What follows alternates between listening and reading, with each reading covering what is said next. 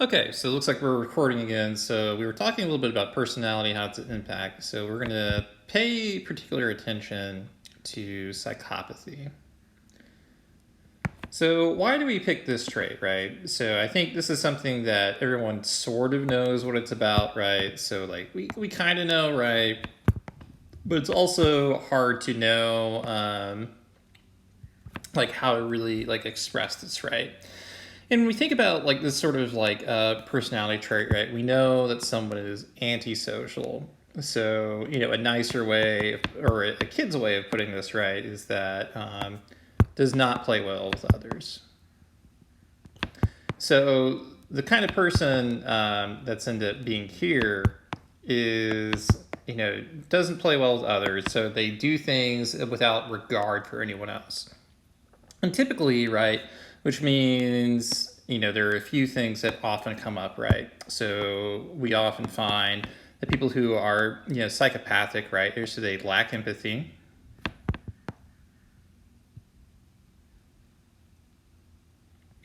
So what it means is that they can't relate to emotions for other people. They can't necessarily feel bad for them.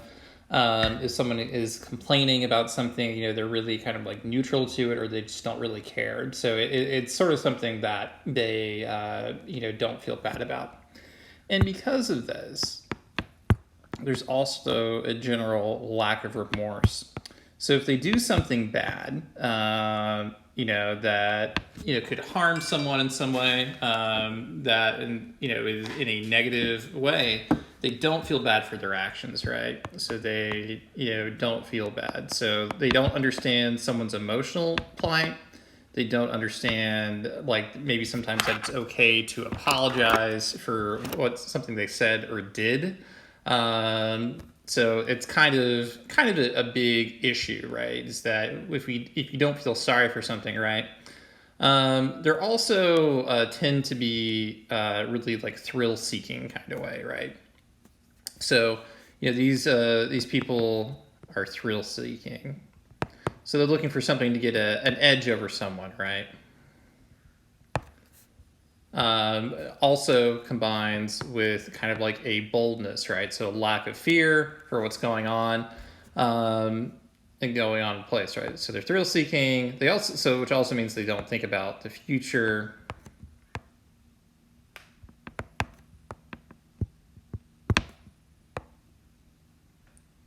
If you think about, they may be socially assertive.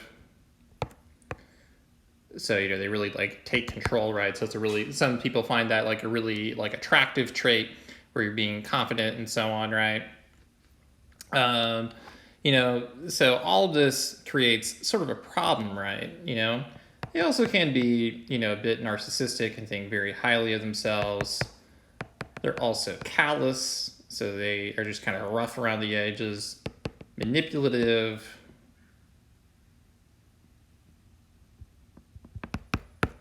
about their behaviors, right? And which means that they're really to get, they lack morality, really. So we know that we have psychopaths in society, right? And if we like sit and think about certain people like this, we can probably imagine we've encountered people like this, right? That are otherwise immature. They have a lack of morals in some way. They don't really feel bad for other people, and so on and so forth. Some of you may even think that yours truly, professor of your course, may lack maybe a psychopath in some way, because I don't know, maybe I don't yield enough or something like that. I don't think that's true, but perhaps some of you have believed me like that. So if we know that psychopathy is all these things, right? How does this translate into crime?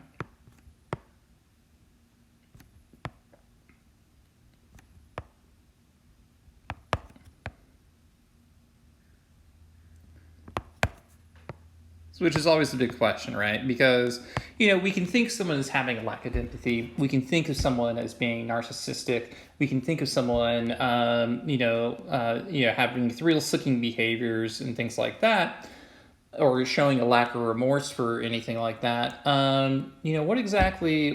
How does this actually like lead to crime, though? Which should always be a big question, right? just because someone may exhibit these personality traits does not necessarily mean that this person in question will commit crime, right? But what we end up finding is that there are a segment of the population that does exhibit some of these characteristics that ends up involved the criminal justice system. So let's think about this, right? So if we think about, let's think about actually like doing a crime, right? So I don't know, and for example, we'll do robbery, or we could also do like white collar crime, something where you're defrauding investors in billions of dollars and so on, right? So so we think about this, right? So if you have like a lack of empathy, what does that ultimately mean, right? So if you think about what it takes to rob someone, right? The crime of robbery, you go in and you are confronting someone with a weapon, or at least the illusion of a weapon, right? So this could be a gun. If you are like Sarah Connor in Terminator 2 Judgment Day, you have a needle full of like plumbing solvent cleaner, and you're holding up to the neck of someone, threatening to inject. So what this means is that you're not really feeling in those moments, right? That people are distressed, right? No one is going to feel great about having a needle in their neck or feeling like you're on the edge or anything like that, right? So this lack of empathy means that you don't feel other people. So you don't understand them, you don't feel their sadness, you don't feel their anguish. And so you're like, whatever, right?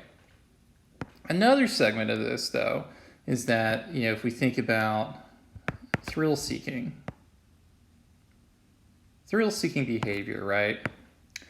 So if you think about the crime of like a robbery then, right? So, or a white-collar crime, if you're doing a robbery, right, your emotions are all jacked up. You are confronting someone and you're exhibiting a power play over them in order to hold some sort of control over them. So what you ultimately go for then is that you have this rush, you have this weapon, you're going to try and still get some cash. Maybe you're motivated by drugs or something like that. But you have this thrill-seeking behavior that's really like quite intoxicating, right? And then at the same time, you think about white-collar crime, right? You have to organize, the defrauding of billions or millions of dollars from accounts and really think that no one is going to find out about what you did and potentially leave you in trouble, right? At the same time, if you're able to cheat the system and make it so that they cannot get ahead, or that you defrauded investors or something like that, then it can become quite the problem here, right? So with this thrill-seeking behavior, then the idea that you're going over on someone that you are really coming out ahead is beneficial then. So at the same time, if we also think about, the impact of remorse, more often than not, when we consider decisions that are made with like offenders, we think about, do people feel bad, right? Because if you think about robbing someone, you're inducing a lot of pain, anxiety, hardship that's trauma inducing, and that's like a body's response to what's happening. At the same time, when that ends up happening, excuse me. If you don't feel bad for what happens, right, there's usually, you're like, I don't feel bad about it because I'm getting my money to feed my drug habit. At the same time, like if you're a white collar criminal, right, you want to defraud someone of millions of dollars, you really don't care because you're getting your money, right, because they can, help feed this new process, right? So psychopaths who lack this, right, are likely not to feel bad about them or feel guilt if someone confronts them about it. At the same time that this is happening, right? So suppose we had some of this going on, right? If we think about judicial decisions where we often send someone to jail, or we look at someone who's available for parole, and we'll kind of ask them,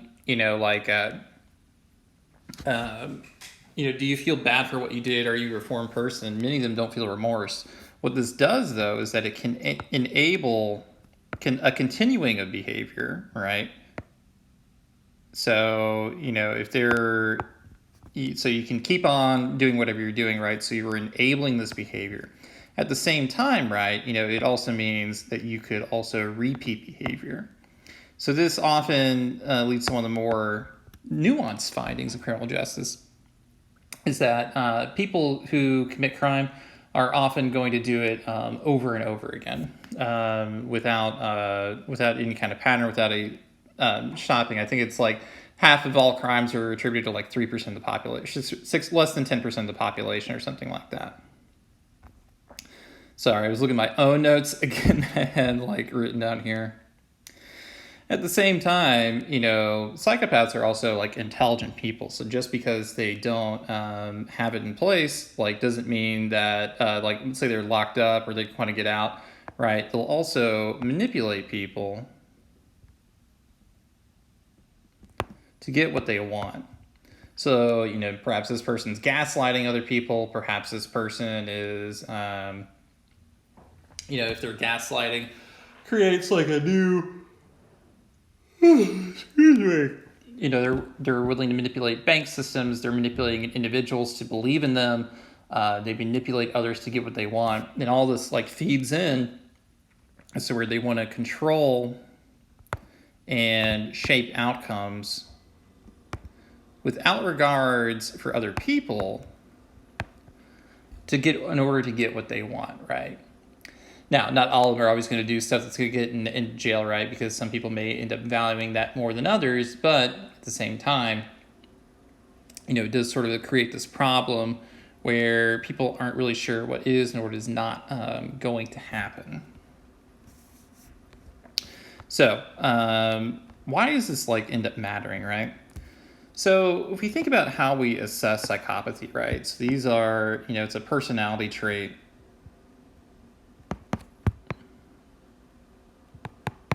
And, dimension.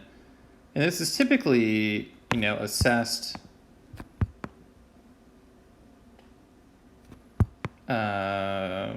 with the Hare PCL, the Psychopathy Checklist revised, right? And basically what ends up happening is that, in order to do this is actually like quite a racket, is that you have to, in order to identify and take this test in any kind of setting, you have to, become certified to take the exam. So if you become certified to take the exam,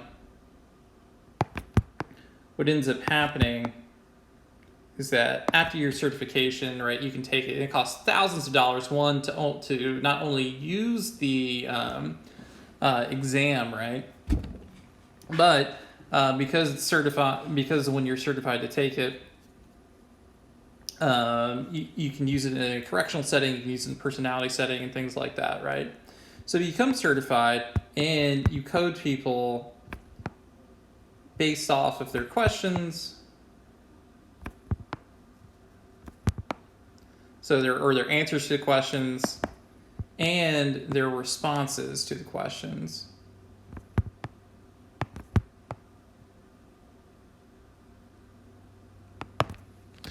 So when that ends up happening is that when you're coding responses like that, you're seeing if they're trying to manipulate you, if they want you to believe a certain thing, are they being consistent, are they showing hints of lying, and so on, right? So that's what you end up doing, is assessing whether or not someone is acting and behaving in such a way that they are trying to manipulate you. So with that said, then, some of the findings is that largely within correctional or criminal populations,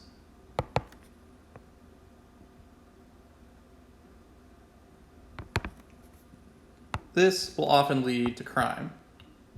We often see that if they're tested in prison, that there's a high percentage of people who go through and they identify problems with psychopathy. They are shown to be psychopaths. They're shown to be manipulating people and so on.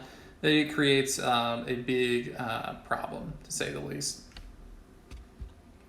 So what ends up being the result of this trend, right? So looking up finding crime is that we find that psychopaths are often, exhibit criminal behaviors, right? On this point then, so I will encourage you guys to read this book by John Ronson called Psychopath Test. Or if you're not a reader type, you can go to YouTube and check out the TED Talk for this. I love John Roth's voice. He's often on This American Life. And I think that'll supplement a lot of what I said to help illustrate it a little bit more. So I'm going to encourage you guys to watch the video on topic.